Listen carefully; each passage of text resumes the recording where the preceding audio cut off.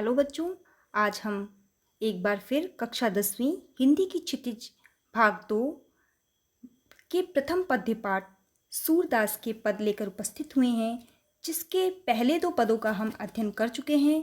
आज हम पुनः 2 पदों का अध्ययन करेंगे। तो बच्चों, पहले एक रिवीजन के लिए हम उनकी जीवन परिचय देख लेते हैं। इनका जन्म 1478 ईस्वी में हुआ था। इनकी मृत्यु 1583 ईस्वी में हुई थी। इनका जन्म स्थान है रुनकता। कार्य क्षेत्र, ये एक कवि के रूप में जाने जाते हैं। इनकी रचनाएं हैं सूरसागर, सूरसारावली, साहित्य लहरी, नल दमयंती और ब्याहलो। इनके पिता का नाम रामदास सारस्वत था। इनकी गुरु का नाम वल्लभाचार्य था। और इनकी पत्नी के नाम की बात की जाए तो ये आजीवन अविवाहित थे और इनकी भाषा ब्रज भाषा है, ये याद रखिएगा बच्चों। तो आइए बच्चों, हम तीसरा पद देखते हैं। हमारे हरिहारिल की लकड़ी, मन क्रम वचन नंद नंदन और यह दृढ़ करी पकड़ी।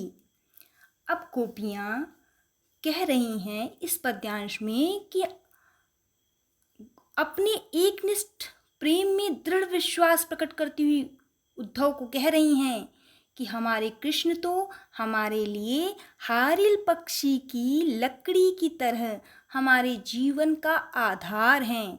बच्चों, आप ये चित्र देख रहे हो तो इसमें आपको क्या दिखाई दे रहा है? एक पक्षी दिखाई दे रहा है, इसका नाम है हारिल पक्षी। और इसने क्या पकड़ रखा है?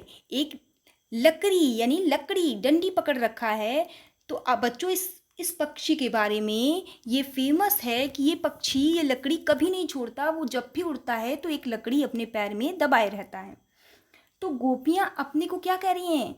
हमारे हरि हारिल की लकड़ी, हमारे जो हरि अर्थात श्री कृष्ण है वो हारिल की लकड़ी के समान है। जिस प्रकार हारिल पक्षी लकड़ी को नहीं छोड़ता, ठीक उसी प्रकार हम गोपियां श्री कृष्ण को नहीं छोड़ सकते। बच्चों देखिए, यहाँ कंपैरिजन है।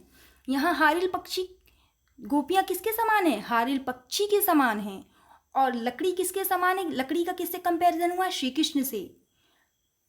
अब वो कहती हैं कि मन कम वचन नंद नंदन और यह दृढ़ कर पकड़ी, कि हमने मन, कर्म और वचन से दृढ़ता पूर्वक इस श्री कृष्ण रूपी लकड़ी को पकड़ रखा है। जिस प्रकार ये हारिल पक्षी इस लकड़ी को पकड़ा रहता है, ठीक उसी प्रकार हमने मन, कर्म और वचन से श्री कृष्ण रूपी लकड़ी को पकड़ रखा है, दृढ़ कर पकड़ रखा है, मजबूती से पकड़ रखा है।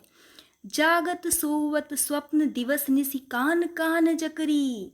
अब वो कहती हैं जागत यानी जागते हुए, सोवत यानी सोते हुए, स्वप्न यानी कि ड्रीम्स में, सपनों में, दिवस निसी, दिवस यानी दिन, निसी यानी रात में, कान कान जकरी, हम तो कन्हैया कन्हैया ही, जकरी यानी रटती रहती हैं, जपती रहती हैं। हम जागते सोते, स्वप्न में, दिन में, रात में सिर्फ कान्हा का ही स्मरण करते रहते हैं, उसी के नाम का जाप करते रहते हैं।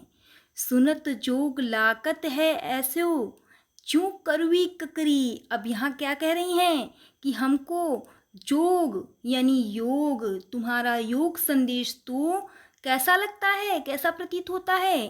करवी, कड़वी यानी बिटर, ककरी यानी कुकुम्बर के समान। तुम्हारा जोग, योग का संदेश हमें कड़वी ककड़ी के समान लगता है, यानी बिटर कुकुम्बर के समान लगता है।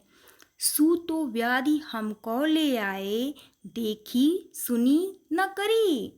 सू तो व्याधि, तुम तो वह व्याधि, व्याधि यानी रोग बच्चों, डिजीज, तुम तो ऐसा डिजीज लेकर हमारे लिए आए हो, देखी सुनी न करी। न हमने इसके बारे में कभी देखा है, न कभी सुना है, और न कभी भोगा है, न करी नहीं कभी हमें ऐसा सुनने को मिला है, यानी भोगने को मिला है।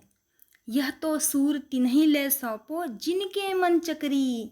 अब सूरदास जी कहते हैं कि इस योग का संदेश को तो तुम उन लोग को सौंपो जिनके मन चक्री हैं, यानी स्थिर नहीं रहते, मन हमेशा चंचल रहते हैं, मोह माया में अटके रहते हैं। हमारा मन तो श्री कृष्ण को पूर्णतः समर्पित है और हमने उसे हारिल की लकड़ी के समान दृढ़ता से पकड़ रखा है। दिन रात हम उसी का जाप करते हैं और तुम्हारा योग का संदेश तो हमें कड़वी ककड़ी के समान लगता है, व्याधि के समान यानी रोग के समान लगता है। इसलिए तुम उस योग रूपी व्याधि को, रोग को, ऐसे लोगों को पकड़ाओ जिनके मन चक्री हैं, चंचल हैं, चलायमान हैं। आइए बच्चों, हम चौथा पद देखते हैं। हरि हैं राजनीति पढ़ आए, समुझी बात कहद मत करके समाचार सब पाए। इस पद्यांश में गोपियां कृष्ण को राजधर्म स्मरण कराते हुए व्यंग करती हुई उद्धव से कहती हैं कि श्री कृष्ण ने तो अब राजनीति की पढ़ाई कर ली है। हरि हैं राजनीति पढ़ाए यानी श्री कृष्ण जी ने अब राजनीति की पढ़ाई कर ली है। समुची बात कहत मधुकर के समाचार सब पाए।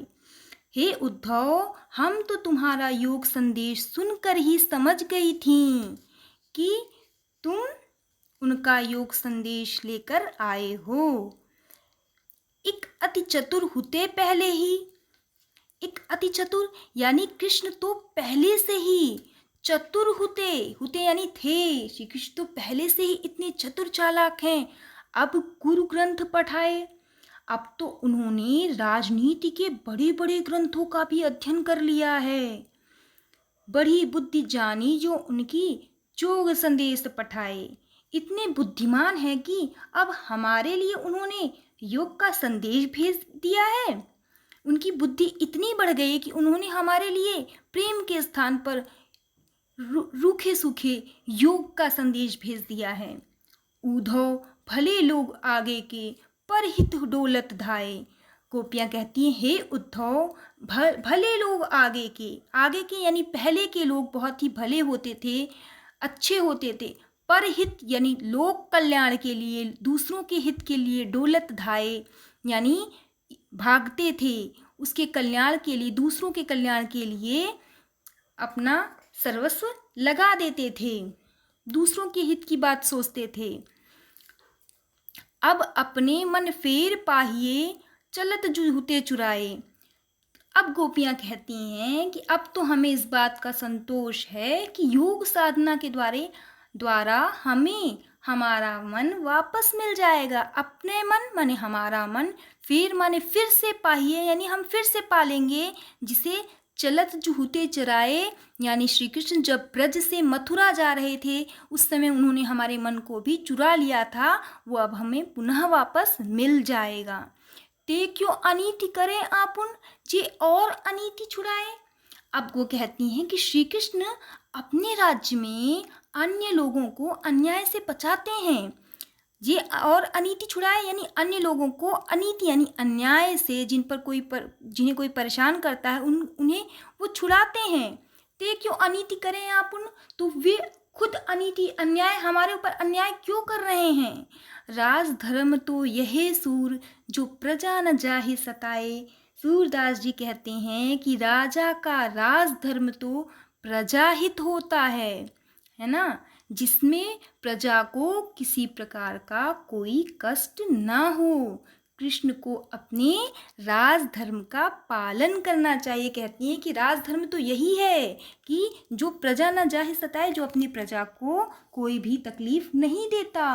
फिर श्री कृष्ण हम भोली भाली गोपियों को क्यों कष्ट दे रहे हैं। तो बच्चों, आज इन्हीं 2 पदों के साथ हम समापन करते हैं। धन्यवाद।